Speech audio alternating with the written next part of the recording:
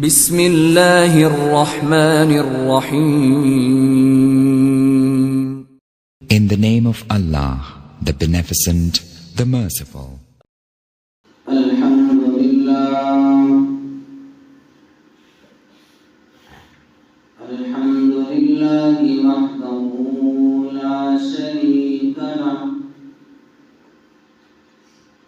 والصلاة والسلام على من لا نبي بعده وعلى آله وأصحابه الذين أوفوا عهده. أما بعد فأعوذ بالله من الشيطان الرجيم. بسم الله الرحمن الرحيم. وما أرسلناك إلا كافة للناس. وقال النبي صلى الله عليه وسلم: كانت بنو إسرائيل تسوسهم الأنبياء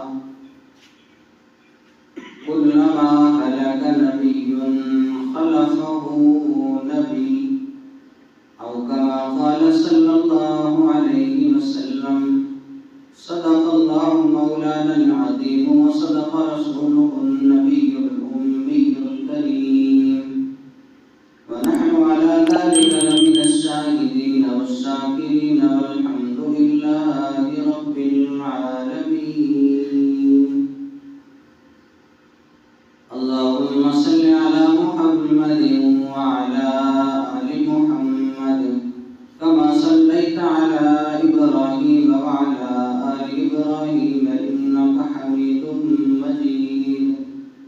اللهم بارك على محمد وعلى آل محمد كما باركت على إبراهيم وعلى آل إبراهيم إنك حميد مجيد.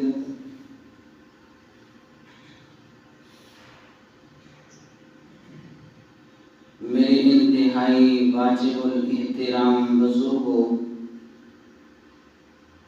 اور ختم نبوت کے پروانوں،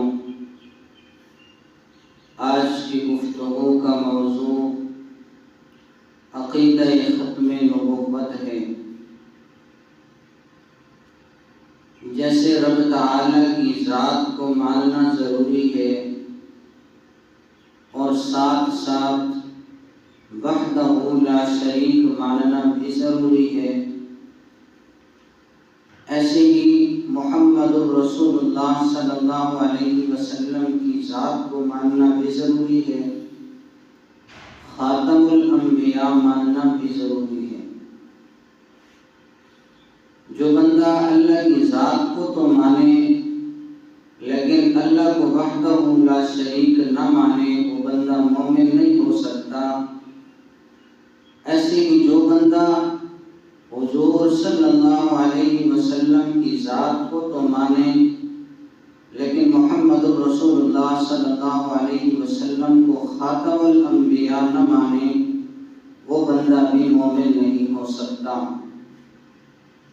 علامہ ابن نجیم رحمہ اللہ لکھتے ہیں: اذا لم يعرف ان محمدا آخر الانبیاء فلیس بمسلم. جس بندے کو یہ معلوم نہ ہو کہ محمد صلی اللہ علیہ وسلم آخری نبی ہیں، وہ بندہ مسلمان نہیں ہو سکتا. لأنہ من الضروریات، اس لیے کہ یہ عقیدہ ضروریات دین میں سے ہے. جو بندہ اس کا منکر ہوگا، اس کے بارے میں نہیں جانتا ہوگا، وہ بندہ بھی مسلمان نہیں ہو سکتا. گویا کہ رب العالمین اپنے رب ہونے میں یکتا ہے. خاتم النبیین صلی اللہ علیہ وسلم آخری نبی ہونے میں یکتا ہے. رب العالمین کے ہوتے ہوئے مزید کسی نئے رب کی ضرورت نہیں.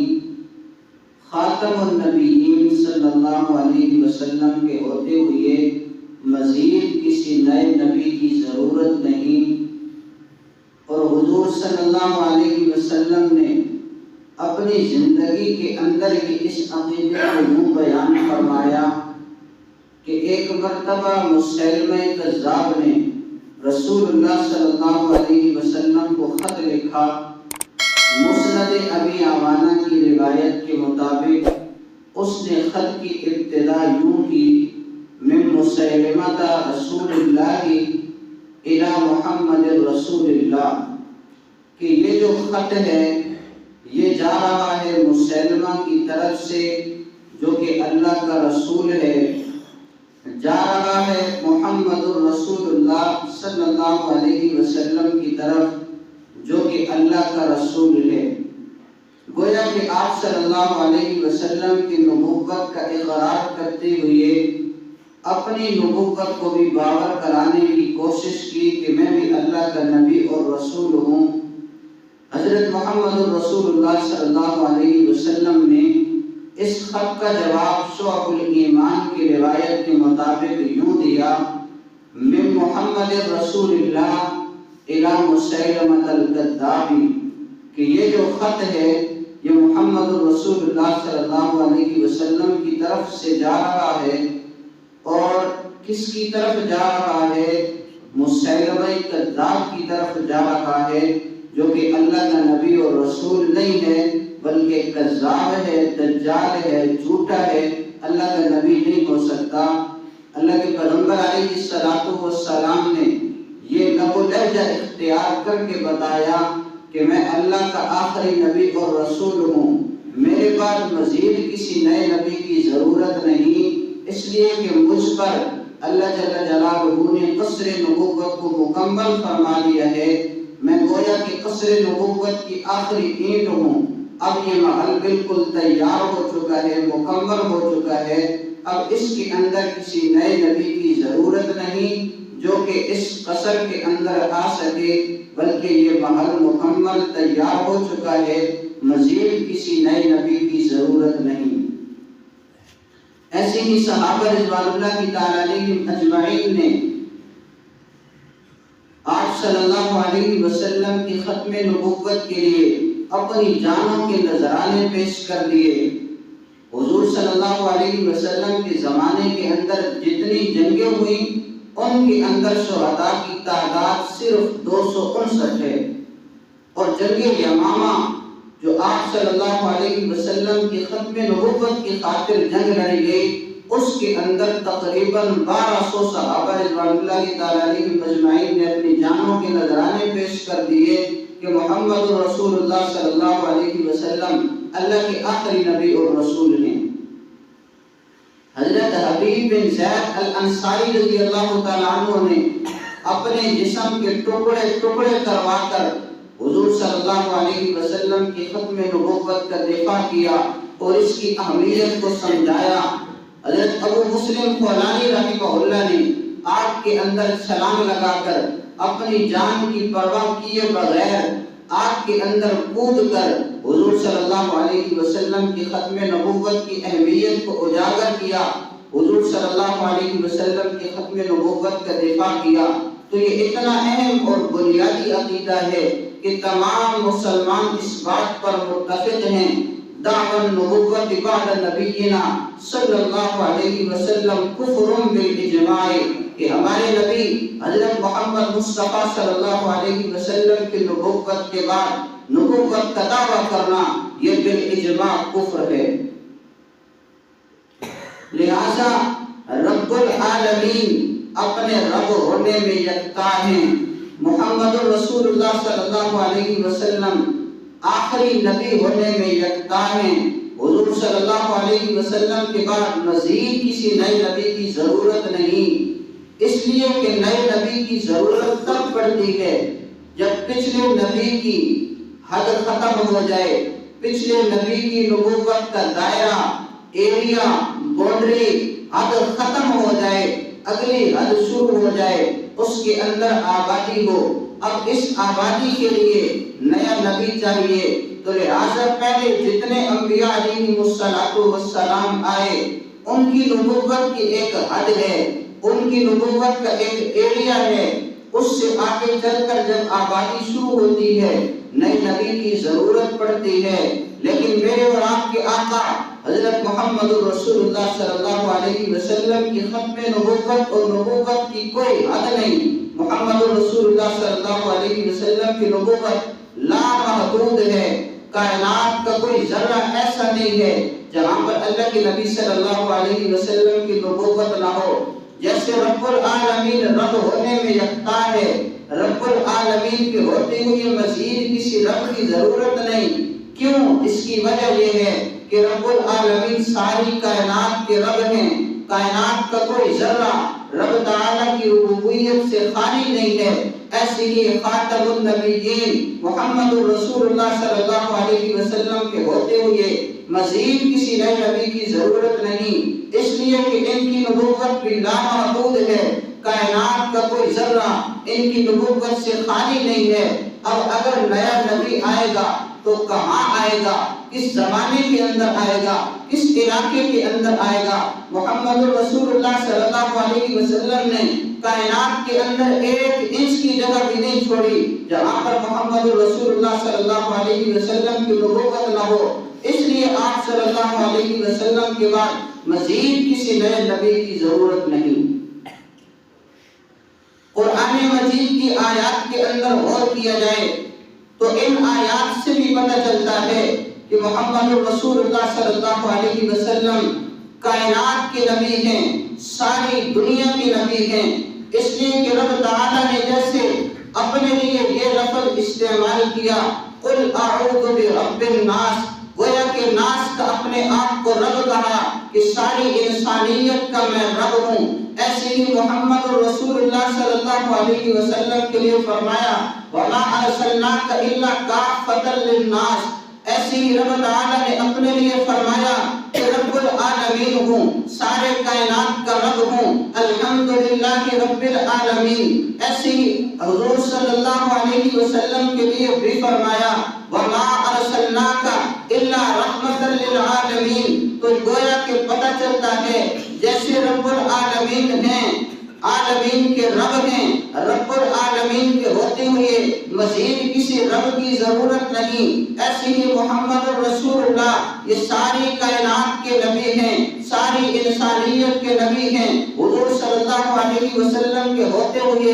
مزید کسی نئے نبی کی ضرورت نہیں۔ حضرت مولانا مفتی محمد شفیع عثمانی رحمہ اللہ اپنی تفسیر معارف القرآن کے اندر سورۃ الانفال کی آیت نمبر 32 اور 33 کے اندر لکھتے ہیں، 32 کے اندر کفار مکہ نے، مشرکین نے ایک مطالبہ کیا کہ اگر یہ محمد رسول اللہ صلی اللہ علیہ وسلم برحق نبی ہیں، اللہ کے پیغمبر ہیں، اللہ کے رسول ہیں، تو اللہ سے انہوں نے مطالبہ کیا فَأَمْطِرْ عَلَيْنَا حِجَارَةً مِّنَ السَّمَاءِ، سے پتھر ہمارے اوپر برسیں۔ رب تعالیٰ فرماتے ہیں تم نے حضور صلی اللہ علیہ وسلم کی نبوت کا انکار کیا، اس وجہ سے تم عذاب کے مستحق ہو، لیکن عذاب سے بچے بھی صرف تم محمد رسول اللہ صلی اللہ علیہ وسلم کی وجہ سے ہو۔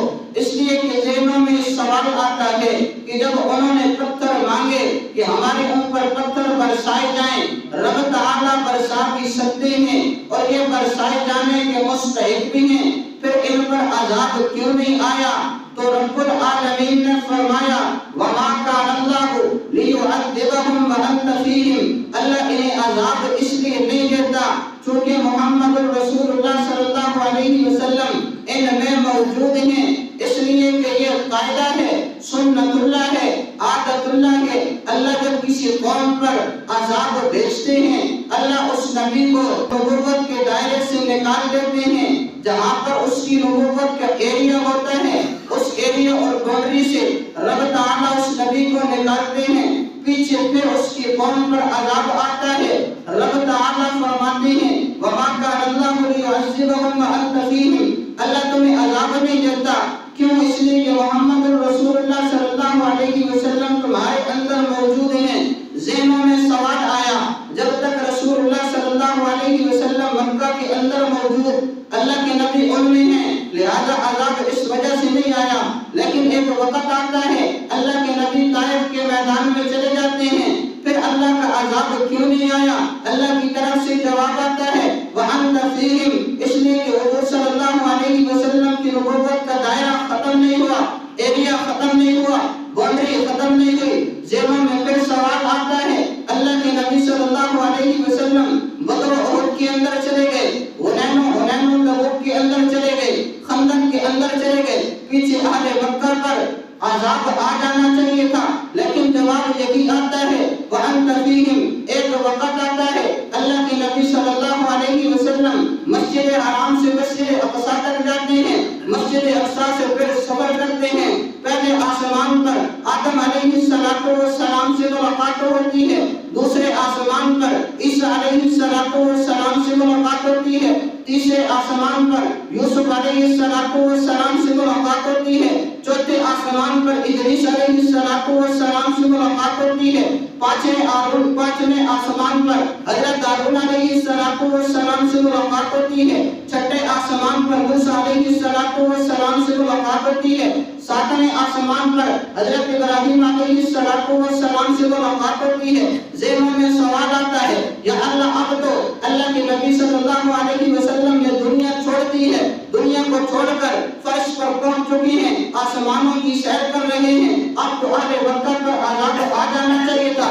اللہ کی طرف سے جواب آتا ہے وَأَنْتَ فِيهِمْ، اس لیے کہ رسول اللہ صلی اللہ علیہ وسلم اپنی نبوت کے دائرے سے، اپنی نبوت کے ایریے سے نہیں نکلے ہیں، پھر اس سے آگے سفر کرتے ہیں، سدرۃ المنتہا آتا ہے، یہ ایسا مقام ہے جہاں سے نیچے والے اوپر نہیں جا سکتے، اوپر والے نیچے نہیں آ سکتے۔ سیدنا جبرائیل علیہ السلام پہ رک گئے، کہا اللہ کے نبی صلی اللہ علیہ وسلم ایک قدم بھی آگے بڑھاؤ میرے پر جل جائیں، اب آپ جانے، آپ کو بلانے والا جانے۔ حضور صلی اللہ علیہ وسلم اس سے آگے بڑھتے ہیں، شریف الاقلام تک پہنچتے ہیں، پھر اس سے آگے بڑھتے ہیں، عرش معلی تک پہنچ جاتے ہیں، پھر ایک وقت آتا ہے محمد رسول اللہ صلی اللہ علیہ وسلم اس دنیا کو چھوڑ کر اس زمین کے اندر چلے جاتے ہیں۔